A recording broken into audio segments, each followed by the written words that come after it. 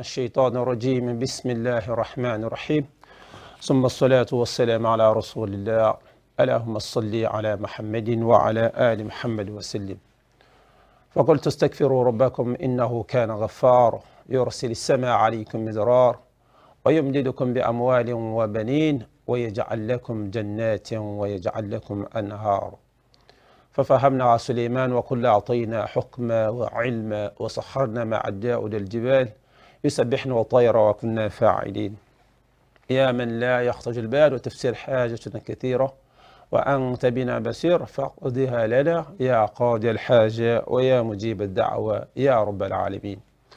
اللهم آت النفس تقواها وزكها أنت خير من زكاها أنت وليها ومولاها. مستمعي الكرام, assalamu alaikum wa rahmatullahi wa barakatuh. Au nom d'Allah, le tout miséricordieux, le très miséricordieux, priez et salut sur le saint prophète Mohammed sallallahu alayhi wa sallam, sa famille, ses fidèles compagnons et tous ceux qui suivront ses pas jusqu'au jour de la résurrection. Amin. J'atteste qu'il n'y a de Dieu hormis Allah que Mohammed sallallahu alayhi wa sallam est son envoyé et son messager. Nous voici encore de retour, Inch'Allah, après une petite pause. Et nous allons, Inch'Allah, continuer avec le thème que nous avons choisi depuis la dernière émission, à savoir وَلَا تَقُولَنَّ لِشَيْءٍ إِنِّي فَاعِلُ ذَلِكَ غَدًا إِلَّا أَنْ يَشَاءَ اللَّهُ. Inch'Allah. Cette expression, Inch'Allah, qu'Allah subhanahu wa ta'ala nous a révélée dans le Saint-Coran, dans la sourate Al-Kahf, Coran chapitre 18, au verset 23-24, l'historique derrière cette expression.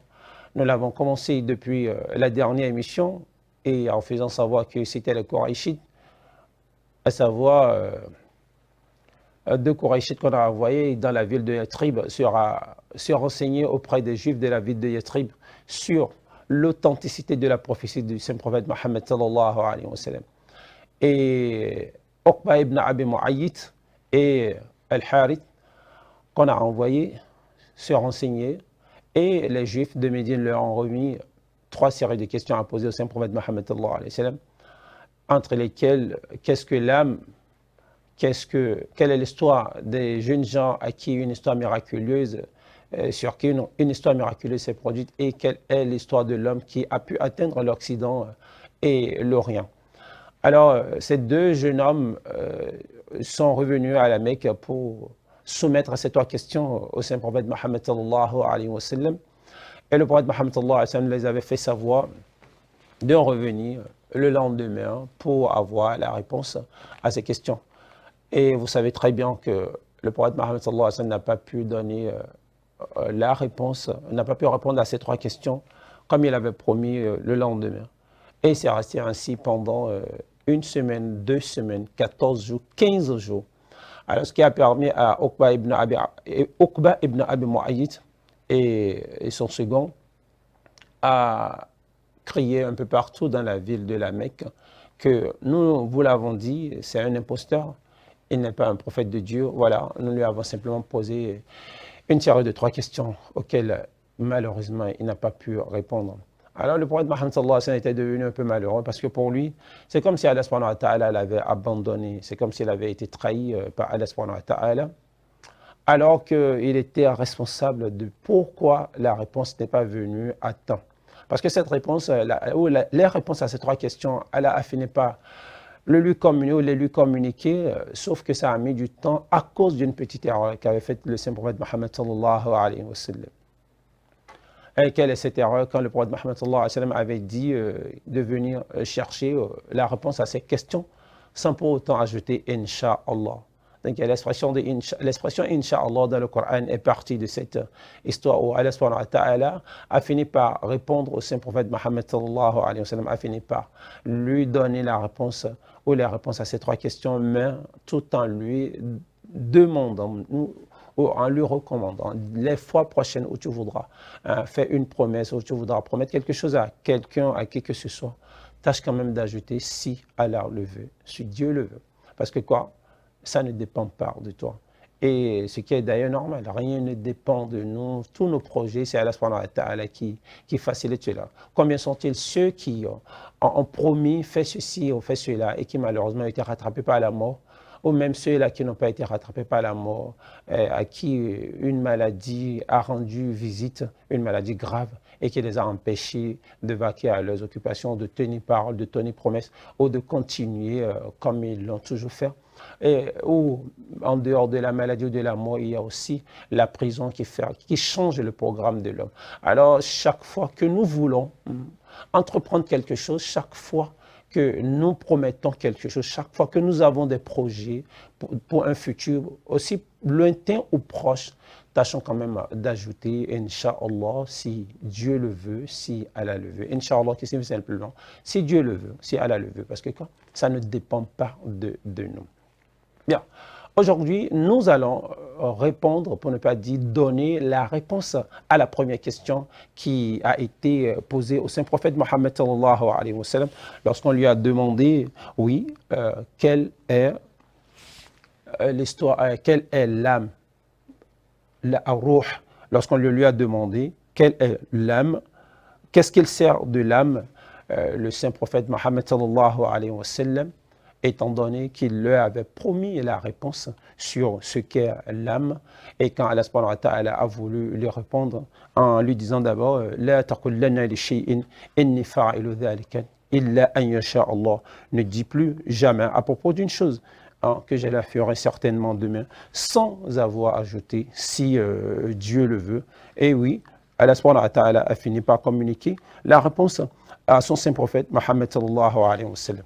Et la réponse à la première question qui lui a été adressée, c'est-à-dire qu'est-ce qu'il sert de l'âme, cette réponse se trouve dans la sourate Isra, Coran chapitre 17, au verset 85.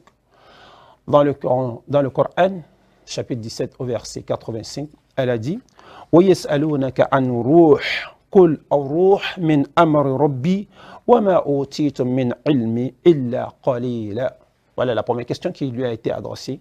Allah subhanahu wa ta'ala dit, étant interrogé au sujet de l'âme, étant posé des questions au sujet de l'âme, ils t'ont demandé, que sais-tu de l'âme? Le souffle de vie qu'il y a en nous, que sais-tu de l'âme? Il t'interroge au sujet de l'âme, dit, l'âme révèle de l'ordre de mon Seigneur, et on ne vous a donné que peu de connaissances. Allahu Akbar. Allahu Akbar. Allahu Akbar. L'âme révèle de l'ordre de mon Seigneur. C'est-à-dire tout le mystère qu'il y a autour de l'âme, c'est Allah subhanahu wa ta'ala qui l'a fait ainsi. Ça révèle, ça relève de l'ordre de mon Seigneur. L'âme relève de l'ordre de mon Seigneur et on ne vous a donné que peu de connaissances. C'est-à-dire ce que l'homme sait de l'âme est très limité. Allah subhanahu wa ta'ala a voulu, n'a communiqué que très peu d'informations sur l'âme. Que savons-nous de l'âme? En dehors du fait que, lorsque l'âme est toujours en nous, nous sommes considérés comme une personne vivante. Nous pouvons faire des mouvements, nous pouvons parler, nous pouvons manger, nous pouvons nous faire beau. Mais du moment où l'âme sort de notre corps, c'est terminé, on ne comprend plus rien. Celui qui pouvait s'exprimer correctement comme cela se doit, du coup, devient tel un... C'est-à-dire, on lui arrache la parole. Le souffle de vie sort du corps. Il ne peut même plus lever, ne serait-ce qu'un petit doigt, parce que dire lever la main, c'est trop. Le petit doigt, même clignoter les yeux, impossible. Regardez, simplement parce que l'âme est sortie de lui. Alors on ne comprend pas, oui, nous ne pouvons pas comprendre, étant donné qu'Allah subhanahu wa ta'ala a dit, nous n'avons communiqué que très peu de connaissances, nous n'avons communiqué que très peu d'informations à ce sujet. Alors l'âme relève d'une dimension de ton Seigneur.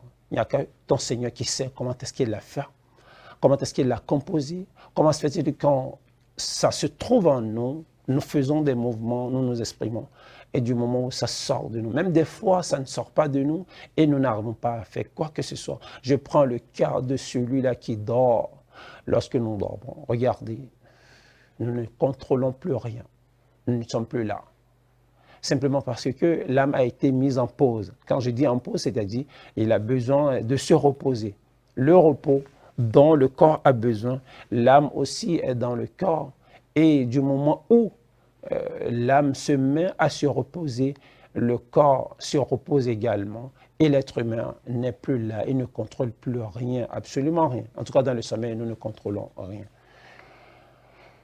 Et quand vous regardez aujourd'hui l'avancée de la technologie, vous verrez que beaucoup de choses ont été faites, beaucoup de choses, énormément de choses ont été faites, mais l'âme, aucun créateur, aucune invention n'a réussi à créer l'âme. Parce qu'on a créé des êtres humains, on a fait des robots qui peuvent s'exprimer, qui peuvent faire tous les mouvements que nous faisons. On a fait des machines à l'image de l'homme, mais on n'a jamais réussi à trouver l'âme, à lui insuffler le souffle de vie pour que cette machine puisse se comporter comme un être. Cela m'amène à rapidement aller dans un hadith du prophète Mohammed sallallahu alayhi wa sallam, où le saint prophète nous fait savoir, nous donne une information sur comment Allah subhanahu wa ta'ala place l'âme en nous. Le prophète Mohammed sallallahu alayhi wa sallam, dans un hadith rapporté par Abdallah ibn Mas'ud, le prophète Mohammed sallallahu alayhi wa sallam nous fait comprendre ce qui suit. Inna ahadukum yajma'u halquhu fi batni ummihi 40 yawma nutfa thumma yakunu 'alaqa mithla dhalik thumma yakunu mudgha mithla dhalik ثم يرسل إليه الملك فينفخ فيه الروح ويؤمر بأربع كلمات بكتب رزقي وأجلي وعملي وشقي أم سعيد فوالله الذي لا إله غيره إن أحدكم ليعمل بعمل أهل الجنة حتى ما يكون بينه وبينها إلا ذراع فيسبق عليه الكتاب فيعمل بعمل أهل النار فيدخلها وإن أحدكم ليعمل بعمل أهل النار حتى ما يكون بينه وبينها إلا ذراع فيسبق عليه الكتاب فيعمل بعمل أهل الجنة فيدخلها رواه البخاري ومسلم. Ce hadith se trouve dans le recueil de Bukhari et de Muslim. Le prophète Mohammed sallallahu alayhi wa sallam, dans ce hadith, nous fait comprendre que Dieu envoie l'ange pour insuffler l'âme dans l'embryon. Mais comment ça se passe? Le messager nous a dit que nous sommes constitués dans l'utérus de nos mamans. Je jure que l'un d'entre vous est considéré dans l'utérus de sa mère pendant 40 jours. Et puis, il se transforme en caillot de sang pendant le même laps de temps. Et puis, il devient un fœtus pendant le même laps de temps. Et puis, on lui envoie l'ange pour lui insuffler une âme. Et l'on donne à l'ange l'ordre d'écrire 4 mots concernant sa subsistance, le terme de sa vie, son œuvre et son sort. Sera-t-il heureux ou malheureux? Voilà le résumé de ce que dit le hadith. Ça veut dire tout se déroule en 40 jours. Lorsqu'il y a contact entre le père et la mère et que Allah subhanahu wa ta'ala décide à partir de cette rencontre entre le père et la mère qu'il y a une grossesse, à partir des gamètes mâles et gamètes femelles qui se rencontrent dans l'utérus et qui continuent, pour ne pas dire se transforment, jusqu'à l'obtention du zygote. Après cela, ça se transforme en caillot de sang. De caillot de sang, ça se transforme en un fœtus. Ensuite, Allah subhanahu wa ta'ala envoie l'ange pour insuffler le souffle de vie, c'est-à-dire pour mettre l'âme dedans. L'âme, en réalité, c'est Allah subhanahu wa ta'ala qui le met depuis que la grossesse se trouve dans l'utérus de nos mères, c'est depuis ce temps qu'Allah subhanahu wa ta'ala, selon ce hadith authentique d'ailleurs que nous retrouvons dans le recueil de Bukhari et de Muslim, les meilleurs recueils de hadiths possibles qui puissent exister, Inch'Allah. Allah subhanahu wa ta'ala, le prophète Mohammed sallallahu alayhi wa sallam nous dit c'est à partir de là qu'on y met le souffle de vie. Et le prophète Mohammed sallallahu alayhi wa sallam continue en disant, le prophète continue en disant, lorsque l'ange est là, il n'est pas là simplement, il est aussi là pour 4 choses, c'est-à-dire le terme, la subsistance. Ça veut dire ce que l'un d'entre vous va manger, du début de sa vie jusqu'à la fin. Tout est écrit. Oui, ça vous paraît un peu bizarre. Oui, c'est depuis la grossesse que la subsistance de l'homme est décidée. Ça peut être bizarre à nos yeux. Nous allons y revenir pour donner plus de détails. Il y a tellement de choses qui ont été déjà décidées avant même notre arrivée sur Terre. C'est ce qui fait que tu verras certaines personnes, ils ne font rien. Et ils ont tout. Pendant que l'autre se bat, mais n'arrive pas à obtenir quoi que ce soit. Et c'est la raison pour laquelle on demande au père, on demande à la mère, lorsque cette dernière est enceinte, que le père invoque beaucoup, qu'il prie beaucoup. Parce qu'il y a des choses qui sont décidées à notre insu, c'est-à-dire des choses qui sont décidées et nous ne pouvons malheureusement rien faire. Nous n'avons pas le contrôle de ces genres de choses. La subsistance de l'homme est décidée depuis l'utérus de sa mère, depuis un temps où il n'est même pas conscient de ce qui se passe. Et il n'y a pas que sa substance, le terme de sa vie, c'est-à-dire le nombre d'années que chacun d'entre nous fera sur Terre. Tout a été déjà décidé avant notre arrivée sur Terre, subhanallah. Allez lire, hein. C'est un hadith qui se trouve dans les recueils de Bukhari et de Muslim. Ou bien si vous connaissez Arba'inat al-Hadith, les 40 hadiths authentiques, allez dans ce recueil, dans ce livre de hadith également. Je crois que le hadith se trouve à la position 4 ou 5.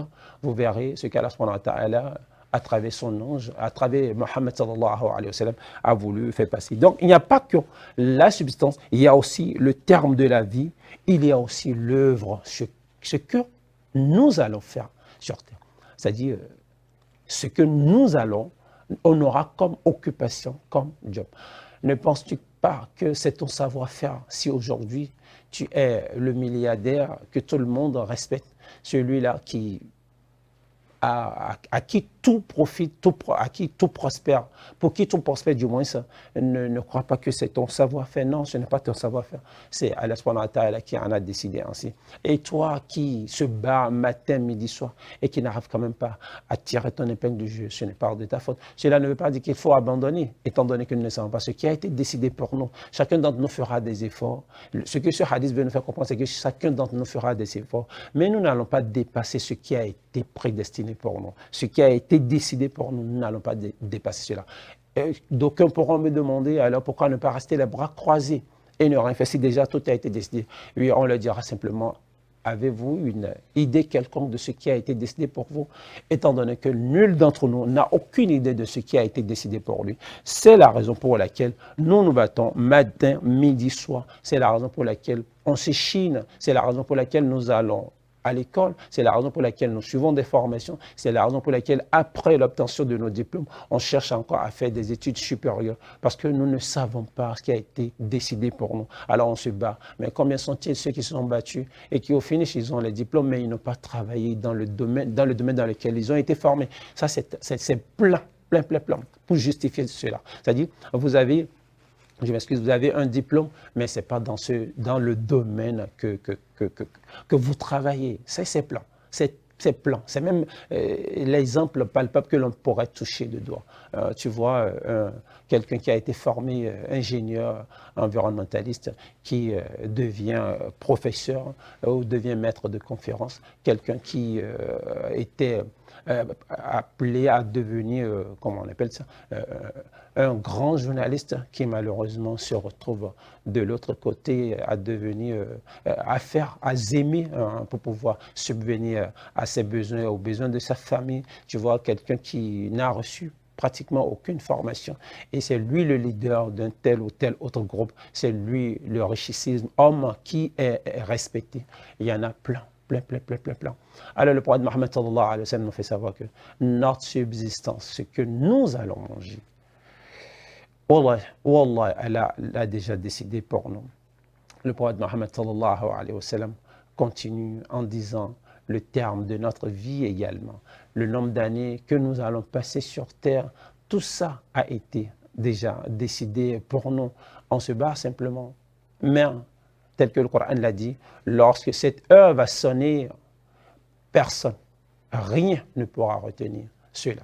Rien, absolument rien ne pourra retenir cela. C'est-à-dire, si c'est écrit que tel ou tel autre fera 60 ans sur terre, quand il aura ces 60 ans, le nombre de mois, le nombre de semaines, le nombre de jours, le nombre d'heures, le nombre de secondes qui lui avaient été marquées, Wallahi bi Rabbil Kaaba, il doit quitter la terre ce jour-là. Il n'y a rien qui pourra le repousser ou le retarder. Non, absolument rien. Lorsque l'heure sonne, son thème est arrivé, Wallahi, chacun d'entre nous partira selon ce qui lui a été Inch'Allah, selon ce qui a été décidé pour lui. Le hadith continue en disant, même son sort ici, on sous-entend par son sort, est-ce qu'il sera une personne heureuse? Est-ce qu'il sera un être malheureux? Est-ce qu'il sera quelqu'un à qui tout va sourire dès lors qu'il touche quoi que ce soit? C'est la miséricorde, c'est la bénédiction automatiquement. Où sera-t-il cette personne qui va beau voyager, aller un peu partout, ou va travailler dans les plus grandes sociétés, ou aura les plus grandes opportunités, mais au finish va finir sa vie dans la misère? Wallah, tout est décidé depuis notre présence dans l'utérus de notre mère. Subhanallah. Subhanallah. Regardez ce hadith. Allez lire. Faisons les recherches. Le saint prophète Mohammed sallallahu alayhi wa sallam nous a laissé énormément de choses sur nous. Le prophète Mohammed sallallahu alayhi wa sallam, Allah, à travers son prophète, nous a révélé pas mal de secrets sur l'être humain. Vous imaginez la subsistance de l'homme. Vous imaginez le job, le travail que fera l'homme sur terre. Vous imaginez son sort. Tout a été déjà décidé depuis le ventre de nos mamans. Et voilà que nous ne savons pas ce qui a été décidé. Raison pour laquelle je disais au début, chacun d'entre nous doit, surtout les pères, beaucoup prier lorsque les mères sont enceintes. La maman, elle aussi, doit faire de son effort et prier pendant qu'elle est enceinte, parce que personne ne sait ce qui a été décidé pour cette grossesse. On ne sait même pas si cette grossesse sera viable ou non. Est-ce que cette grossesse ira à terme ou non?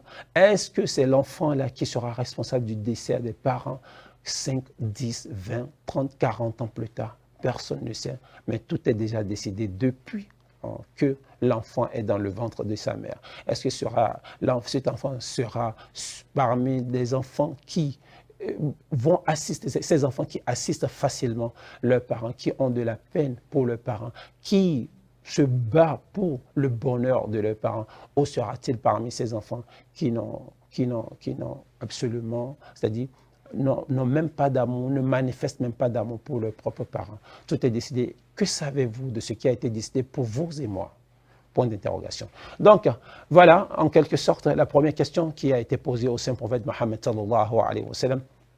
Qu'est-ce que la réponse qu'Allah subhanahu wa ta'ala lui a donnée dans la sourate Al-Isra, Coran chapitre 17, Coran chapitre 17, et au verset 86, où Allah subhanahu wa ta'ala dit « Yas'alunaka an ruh » et où Allah subhanahu wa ta'ala nous dit, à propos de l'âme qui t'a été demandée, nous n'avons communiqué que très peu de connaissances, d'informations là-dessus, parce que cela relève de l'ordre de ton signe. C'est nous qui savons. La deuxième question qui lui a été proposée, Inch'Allah, sera maintenant le thème, Inch'Allah, de du prochain numéro, à savoir quelle est l'histoire de ces jeunes gens, l'histoire miraculeuse qui s'est produite avec ces jeunes gens. Je peux déjà vous dire que cette histoire est la raison pour laquelle le chapitre 18 a été nommé la caverne. Ce sont les jeunes de la caverne. Que s'est-il passé avec ces jeunes? Qu'est-ce qui s'est passé avec ces jeunes?